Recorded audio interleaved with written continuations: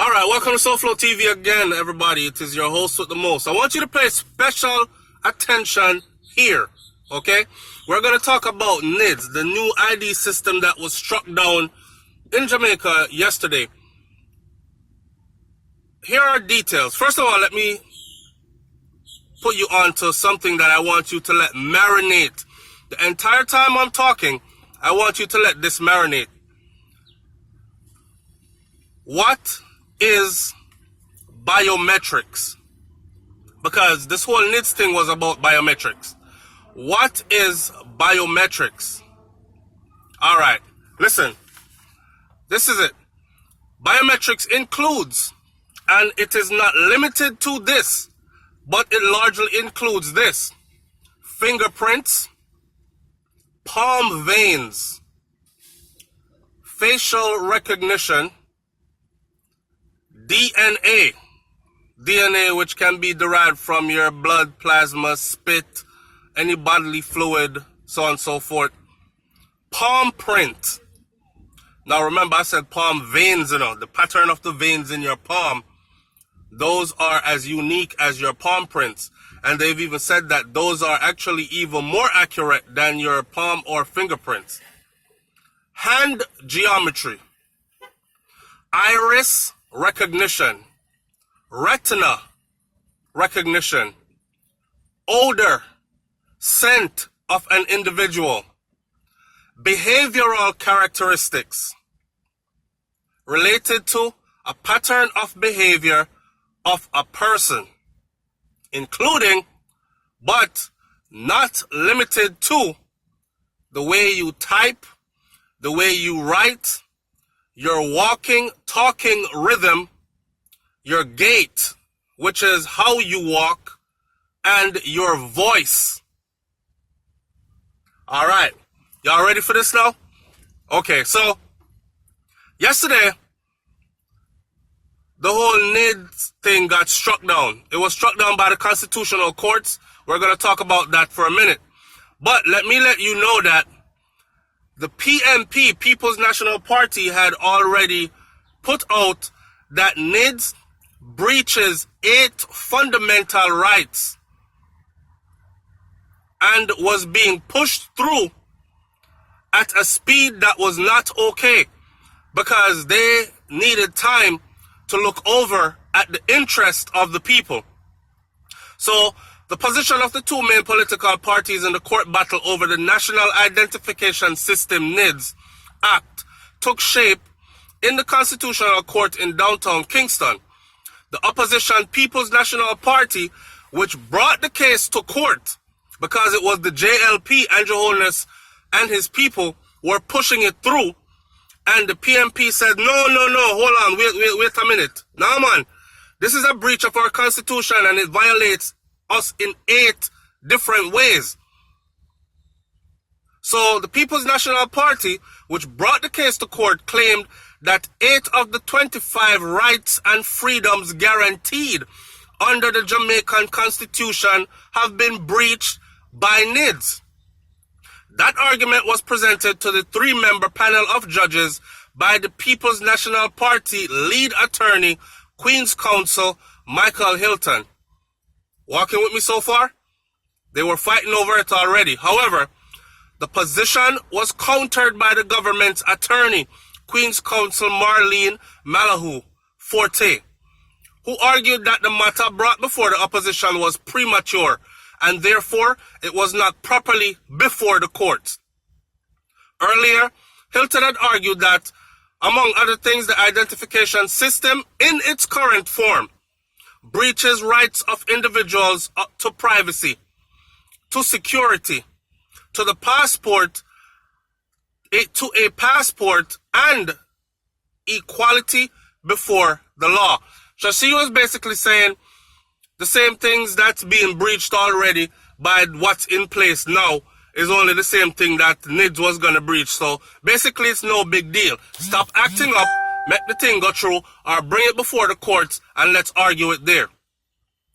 Hilton told the courts that the requirement under NIDS that an individual must be in possession of a national ID card in order to access government service is unconstitutional.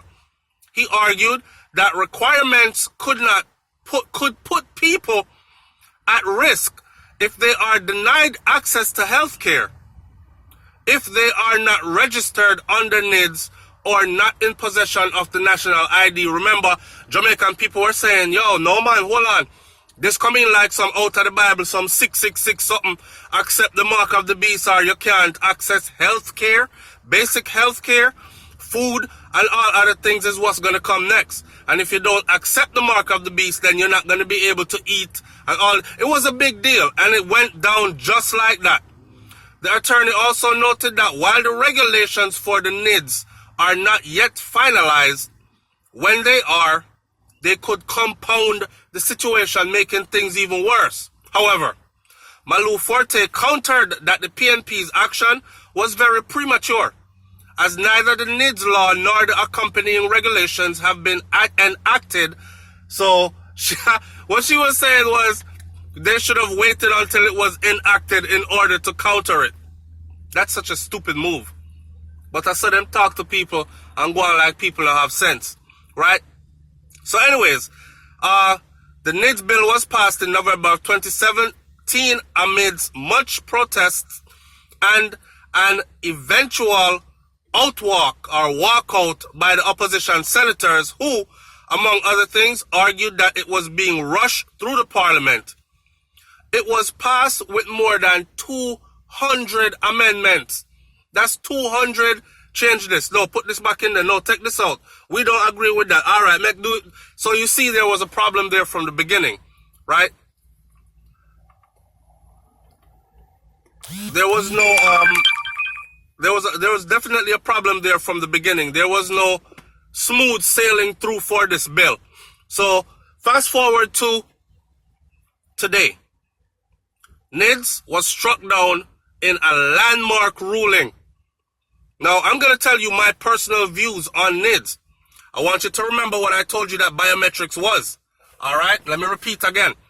Biometrics includes, but it is not limited to fingerprint, palm veins, the pattern of the veins in your palms, face recognition, DNA, palm print, hand geometry, iris recognition, retina recognition, odor, scent, behavioral characteristics, patterns of behavior of a person, including but not limited to typing, the way you type text, rhythm, the way you move, the way you speak, your gait, the way you walk, and voice.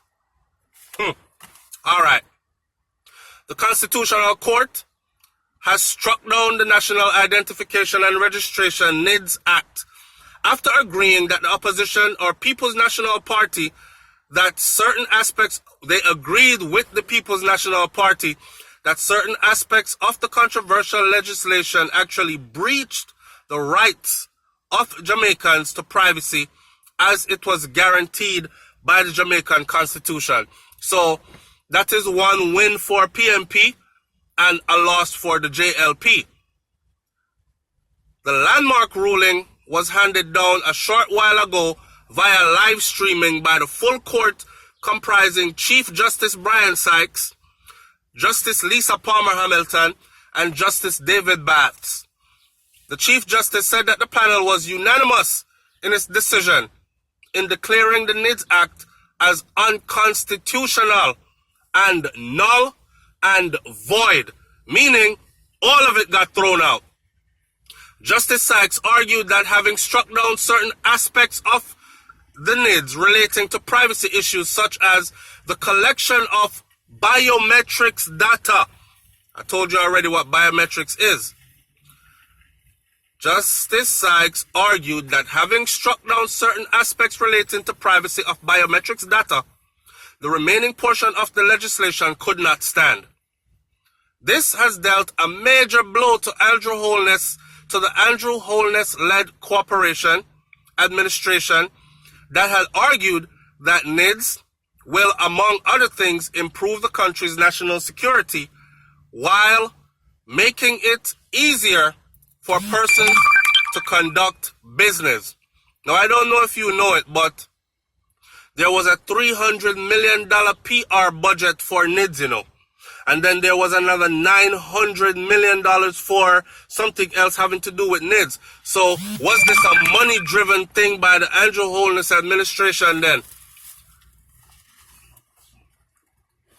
Make we talk some more. Here is my opinion of NIDS. When this all went down and came out first, I did a video where I said, resistance is futile. Okay? Very rarely do you have the people, the voice of the majority of the people win over government. It's just that world we're living in. Okay? So for this to be struck down now, that's a win for the people for now. If you ask me, does Jamaica need a new ID system? My answer would be yes. When I agreed before that Jamaica needs something like NIDS, we were in the midst of 1,616 people being murdered in 12 months. And majority of those murders unsolved, which told me that there were a lot of murderers running around the beautiful island of Jamaica and not being brought to justice, which would leave them to murder again and again and again till we have an island full of serial killers. And therefore, we needed a way to know who was who, to establish a system, a database, rather. Right? So, people say, SouFlo, you're a sellout, my youth. You're a big sellout. How you feel agree to something like that? For these people to come in and take all this from us, requiring us to give up all this of ourselves. This is stuff that could be used against us under a corrupted system easily. And it brought me to a place where I remember this documentary where this police officer, a white police officer in New York City, was telling how he got the DNA of a guy that they prosecuted as a serial rapist. The guy was saying he didn't do it the whole time. And the police officer said he dressed in regular clothing, not police uniform, and followed this guy all over the city. One day he followed him to a rooftop, because in New York, some of the buildings, you can access to the roof. So you go up on top of your roof, go burn a spliff, smoke a cigarette, drink a drink, chill out in the evening time and these things. This police officer said he followed this young black guy to the roof. The guy didn't see him. He waited till the man burned a cigarette. Matter of fact, he smoked several cigarettes. But the youth ashed the cigarette and kept all the butts. He made a mistake though. One time he spit. And the police said he kept his eye on that spit the whole time till he left. After he left, he scraped up the spit and took it with him to the lab. From that spit, they were able to get his DNA. They entered that DNA into a database, and it came back a match to him. Then they went and picked him up and arrested him because that same DNA was found at multiple rape scenes, and he was now known as a serial rapist. So, under a corrupted system now, your same DNA, after they have collected it, could be placed in many places. And you would have no way to argue that that wasn't me. But your DNA is there. So Jamaican people were very protective of their DNA. Nah, we don't need all that. You don't need to have our... it's good with fingerprint. Where you are go with palm veins. Facial recognition is okay. That's on our ID. Fingerprint is okay. But they were digging for palm veins. The pattern of veins in your palm. This is going inside of the human body, right? Your DNA, your palm print, your hand geometry, your iris, your retina scanned recognition. And people were saying, oh, hell no, that's too much. This is definitely an invasion of our privacy, an invasion of our body, really. And thanks to the People's National Party who stood up and said, no man, this is way violation, hell no. If we need a new ID system, yes. And like I said, my answer to that is yes, we do need a new ID system. Because under the current ID system in Jamaica, a man can be David Samuels in St. Andrew, and then down at Clarendon, he's Stephen Brown, and legitimately have IDs for all his different persons, but is one person. That's now under the current ID system, easily duplicated. Under a new ID system, which requires fingerprint biometrics, along with facial recognition on the same ID, that would eliminate all that. So I would agree with it to that extent, but I would definitely not be agreeing with palm print and all these other things. Well, palm print is something that, for those of us who've traveled lately, I traveled to Jamaica January and March of 2019, and both times when we came back,